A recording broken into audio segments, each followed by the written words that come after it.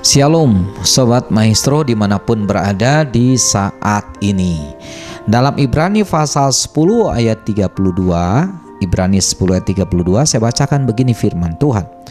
Ingatlah akan masa yang lalu, sesudah kamu menerima terang. Kamu banyak menderita oleh karena kamu bertahan dalam perjuangan yang berat. Jadi ceritanya saudara-saudara, Tuhan mengingatkan melalui ayat ini, orang makin dekat dengan Tuhan itu makin banyak persoalan yang Tuhan izinkan jadi. Makin dekat dengan Tuhan makin banyak masalah yang terjadi, dan semuanya Tuhan izinkan datang dalam kehidupan kita. Mungkin juga bisa berupa sakit penyakit, bisa berupa orang merugikan kita. Mungkin uang kita dimakan orang, mungkin kita ditipu orang dan sebagainya. Itu bisa terjadi saudara-saudara. Tetapi apakah semuanya itu ada gunanya? Jelas ada gunanya. Tuhan mengizinkan itu semua terjadi supaya kita boleh mengalami pengalaman yang lebih indah lagi dengan Tuhan. Ya, karena ketika kita dirugikan orang, di situ Tuhan akan membela kita dan mengganti segala kerugian kita. Ketika kita sakit, Tuhan akan menyembuhkan kita sehingga kita mengalami kuasa Tuhan yang besar, kuasa kesembuhan tentunya.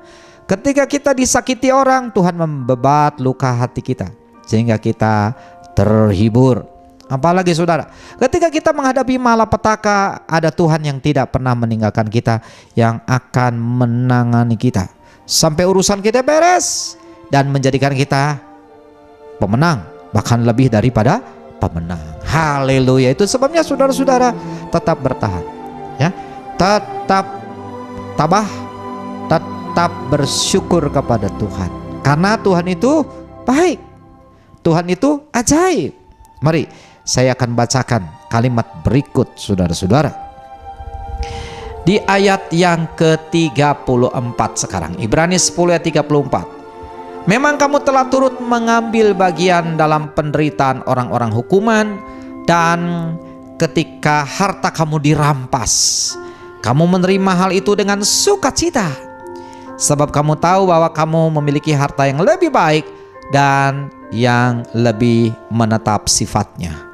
Ini penulis Ibrani memuji orang-orang Ibrani yang ketika harta mereka dirampas, mereka tetap sukacita.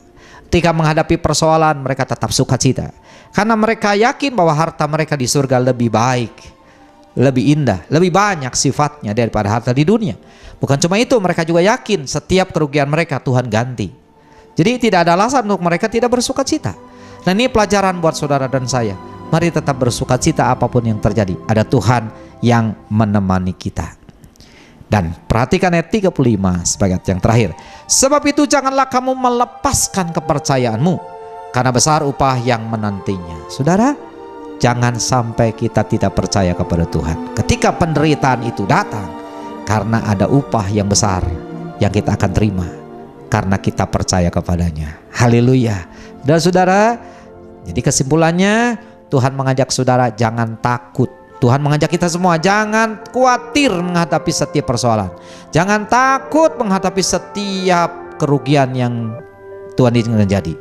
Tuhan akan menyelesaikan semuanya dan menjadikan kita orang-orang yang menang, bahkan lebih daripada pemenang. Selamat menjalani hidup, dan selamat menghadapi setiap persoalan, dan selamat untuk menjadi menang, bahkan lebih daripada pemenang.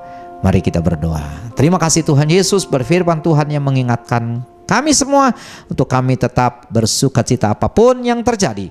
Terima kasih buat firman Tuhan yang menguatkan kami, karena kami akan dijadikan pemenang, bahkan lebih daripada pemenang oleh Tuhan. Terima kasih Bapa, tolong kami untuk kami dapat melakukan firman-Mu ini dalam kehidupan kami sehari-hari.